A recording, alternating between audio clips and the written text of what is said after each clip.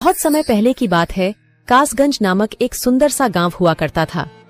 उस गांव में एक लकड़हारा रहता था जिसका नाम रामू था। रामू बहुत ही ईमानदार और मेहनती था। वह हमेशा अपने काम से खुश रहता था। उसके पास ज्यादा पैसे नहीं थे, लेकिन वह अपनी जिंदगी से संतुष्ट था। रामू के परिवार में उसकी पत्नी और उसके 2 बच्चे थे। रामू सेठ लालचंद के यहाँ लकड़ी काटने का काम करता था और लकड़ी काटने के बदले में सेठ लालचंद रामू को पैसे देता था, जिससे रामू और उसके परिवार का जीवन व्यापन होता था। सुमन, मैं काम पर जा रहा हूँ। आज बहुत देर हो गया है, तो तुम बच्चों को स्कूल छोड़ आना। जी, स्कूल तो मैं छोड़ आऊंगी, लेकिन मोनू और चिंकी पिछले 2 दिन से कह रहे हैं कि उनके स्कूल की टीचर स्कूल की फीस मंगा रही है। हाँ, तो जाकर दे आओ ना स्कूल की फीस। अजी कहाँ से दूं? आप जो पगार लाते हैं उसमें मुश्किल से तो घर चल पाता है। अब उतनी सी तनख्वाह में मैं बच्चों की फीस का इंतजाम कैसे करूं? अजी मैं एक बात आपको साफ साफ कह देती हूँ, आप सेठ लालचंद जी से पगार बढ़ाने की बात कहिए। दिन पर दिन खर्च बढ़ता जा रहा है। बाजार में अगर सब्जी लेने निकलो तो सब्जियों के दाम आसमान छू रहे हैं, और बच्चों की पढ़ाई का खर्चा, घर का खर्चा अब इतनी कम तनख्वाह में कैसे गुजारा होगा? ठीक है, मैं आज ही सेठ जी से थोड़ा पगार बढ़ाने की बात करता हूँ। इतना कहकर रामू काम पर चला जाता है।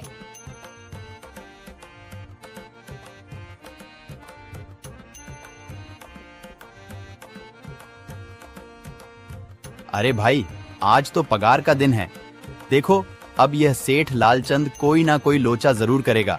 हमेशा कोई ना कोई बहाना बनाकर पगार कम कर देता है। और अगली बार तो मेरी आधी पगार काट ली थी, यह कहकर कि जो मैंने लालचंद जी से 200 रुपए उधार लिए थे, उसका ब्याज बढ़कर 1000 रुपए हो गया है। इसलिए मैं तुम्हारी पगार में से 1000 रुपए काट रहा हूँ। हाँ हरिया भाई, तुम एकदम ठीक कह रहे हो। ये सेठ लालचंद ना एक नंबर का चालाक और लालची इंसान है। एक तो दुगुना काम ले लेता है और बदले में पैसे भी पूरे नहीं देता। हाँ भाई, मेरे भी अगली बार सेठ लालचंद ने पगार काट लिए थे। मैंने बस 2 छुट्टी ली थी जब मेरी बिटिया बहुत बीमार थी, और इस लालचंद ने इस बात का फायदा उठाकर मेरी पूरी आधी पगार काट ली। हे भगवान, बस सेठ जी, इस बार मेरी पूरी पगार दे दें। बच्चों के स्कूल की फीस भी भरनी है।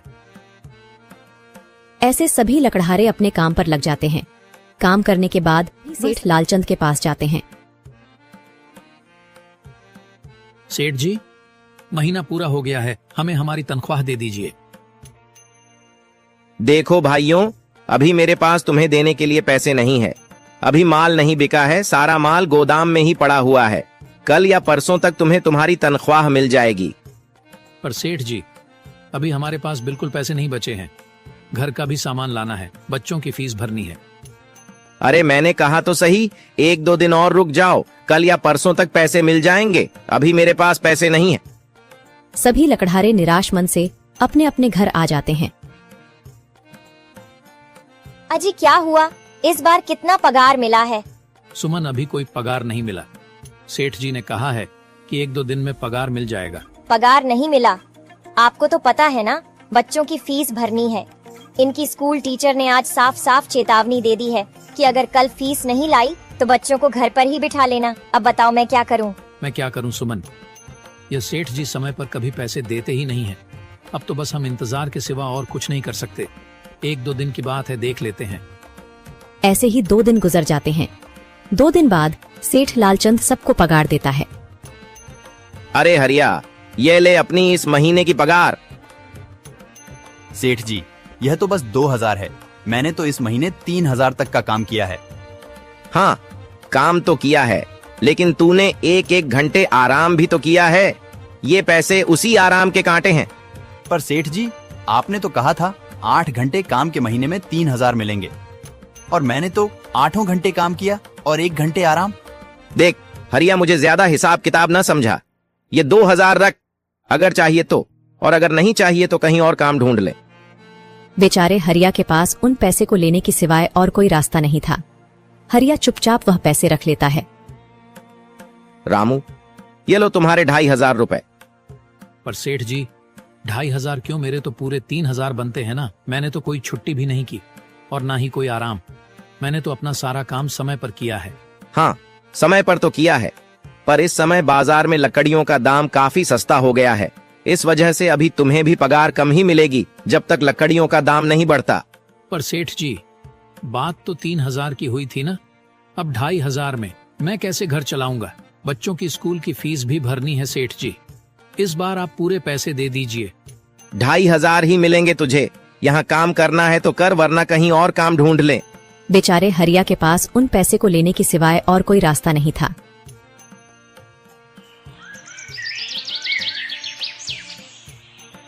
अरे भाई, यह सेठ लालचंद एक नंबर का बेईमान इंसान है। सारे पैसे अपने जेब में भर लेता है और बहाने बनाता है कि लकड़ियों के दाम सस्ते हो गए हैं। देख लेना, हम गरीबों की किसी न किसी दिन इसे जरूर हाय लगेगी। नहीं हरिया, ऐसे नहीं कहते।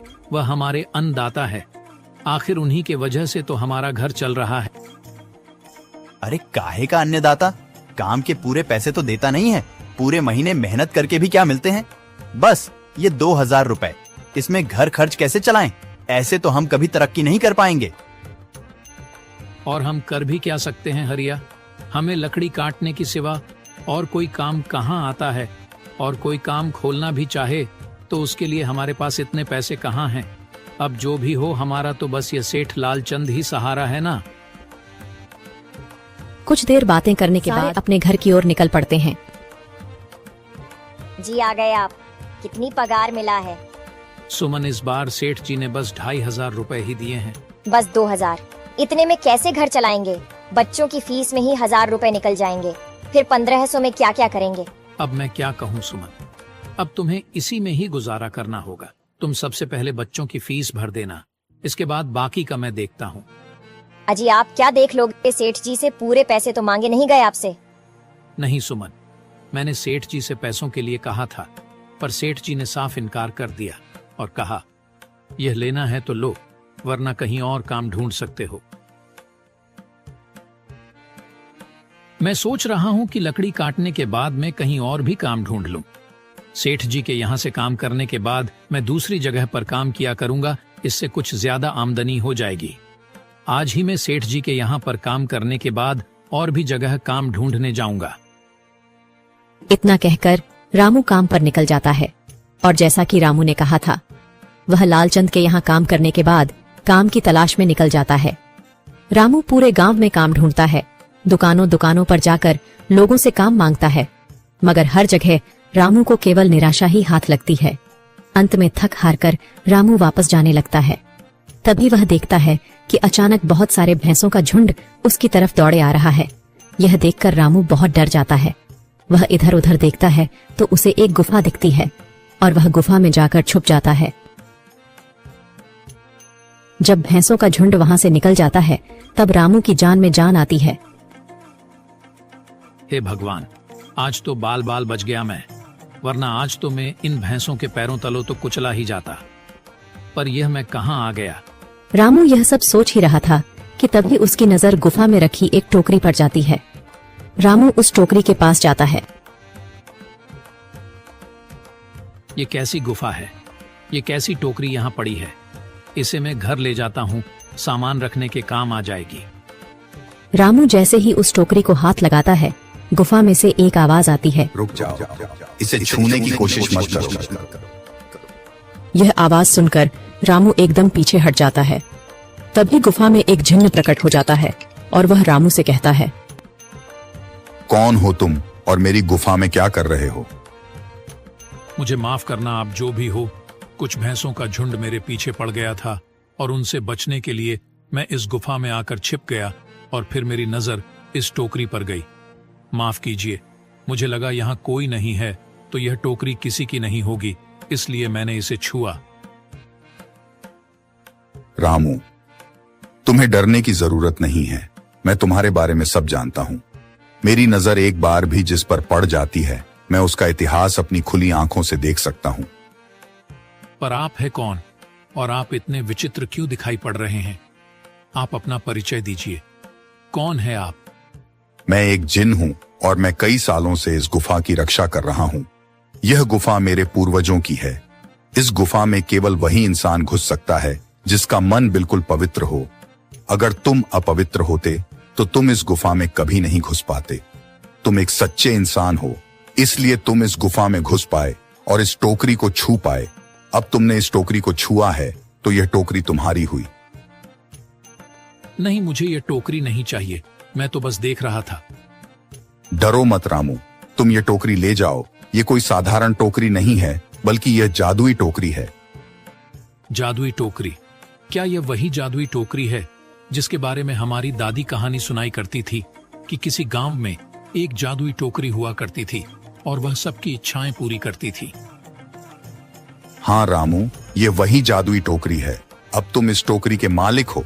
तुम इसके इस्तेमाल से अपनी स्थिति सुधार सकते हो, पर याद रखना, तुम जो भी वस्तु इस टोकरी में एक बार डालोगे वह चीज ही तुम्हें बार बार इस टोकरी में डालनी होगी। इसके अलावा तुम और दूसरी कोई चीज इस टोकरी में नहीं डाल सकते। अगर तुमने ऐसा किया तो इसका परिणाम तुम्हें ही भुगतना होगा। मेरी इस बात को हमेशा ध्यान में रखना और सोच समझकर बिना लालच किए इस टोकरी में वह ही सामान रखना जिसकी तुम्हें जरूरत हो। रामू टोकरी को लेकर घर आ जाता है। सुमन, ये देखो, ये मैं क्या लेकर आया हूँ। क्या लाए हो आप? बस ये एक टोकरी। सबसे पहले यह बताइए, आप तो काम की तलाश में गए थे ना, तो कोई दूसरा काम मिला कि नहीं? नहीं। अरे सुमन, मेरी पूरी बात तो सुनो। ये कोई ऐसी वैसी टोकरी नहीं है, बल्कि ये एक जादुई टोकरी है। रामू सुमन को वह सारी घटना के बारे में बताता है जो उसके साथ हुई। अच्छा, तो आपका कहने का मतलब है कि इस टोकरी में हमें कोई ऐसी चीज डालनी होगी जिसकी हमें सबसे ज्यादा जरूरत हो। हाँ सुमन, हमें सोच समझकर ही इसमें कोई चीज डालनी होगी।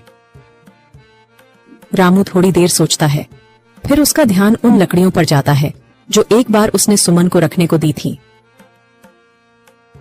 सुमन, तुम्हें याद है, एक बार मैं जंगलों में लकड़ियां काटने गया था तो मुझे एक चंदन की लकड़ी मिली थी और वह मैंने तुम्हें लाकर दे दी थी। हाँ, दी तो थी। तो तुम उस लकड़ी को ले आओ।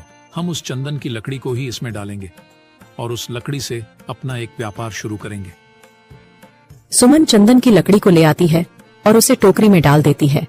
वह जैसे ही चंदन की लकड़ी उस टोकरी में डालते हैं, उसमें कई सारी लकड़ियां आ जाती हैं। अरे वह, यह तो चमत्कार ही हो गया। ये देखिए, कितनी सारी चंदन की लकड़ियां हो गई। अगर आप इसको बेचेंगे तो इससे काफी अच्छे पैसे मिलेंगे। हाँ राधा, मैं कल सुबह बाजार जाकर इनको बेच आऊंगा और जो पैसे मिलेंगे उससे हम अपने मोनू और चिंकी के स्कूल की फीस भर देंगे और बाकी बचे पैसों को संभाल कर रख लेंगे। अगले दिन रामू लालचंद सेठ के यहाँ काम पर न जाकर चंदन की लकड़ियों को बेचने के लिए बाजार की ओर निकल पड़ता है। वहाँ पर रामू चंदन की लकड़ियों को बहुत ही कम दामों में बेचा, जिसकी वजह से आम लोगों के साथ साथ बड़े व्यापारियों ने भी रामू से चंदन की लकड़ियां खरीदी। लकड़ियों को बेचकर रामू को काफी अच्छे पैसे मिले। पैसों को लेकर चंदन घर आ जाता है। ये देखो सुमन, उन लकड़ियों को बेचकर मुझे कितने सारे पैसे मिले हैं। ये लो कुछ पैसे, इससे तुम कल मोनू और चिंकी के स्कूल के फीस भर देना। अच्छा, तो मैं काम पर जाता हूँ। अजी, आपके पास तो अब यह जादुई टोकरी है, तो अब आपको उस सेठ लालचंद के यहाँ काम करने की क्या जरूरत है? हाँ सुमन, मैं सेठ लालचंद जी के यहाँ काम पर नहीं जा रहा, बल्कि मैं तो वहाँ पर जो काम कर रहे बाकी के लकड़हारे हैं उन्हें ये खुशी की खबर देने जा रहा हूँ, क्योंकि सेठ लालचंद जी से मेरे साथ साथ वह लकड़हारे भी बहुत परेशान थे। इसलिए अगर मेरा भला हो रहा है तो क्यों ना मैं उन सभी का भला करूं। वह सभी बहुत ईमानदार लकड़हारे हैं, वह सभी बहुत मेहनत से काम करते हैं, मगर लालचंद ने कभी भी उनको उनकी मेहनत के सही पैसे नहीं दिए। इसलिए मैंने सोचा है क्यों ना मैं उनको अपने इस काम में शामिल कर लूं। हाँ जी, बात तो आपकी बिल्कुल सही है। अगर आप सभी लोग एक साथ मिलकर काम करेंगे तो हम सब बहुत जल्द ही तरक्की हासिल कर लेंगे।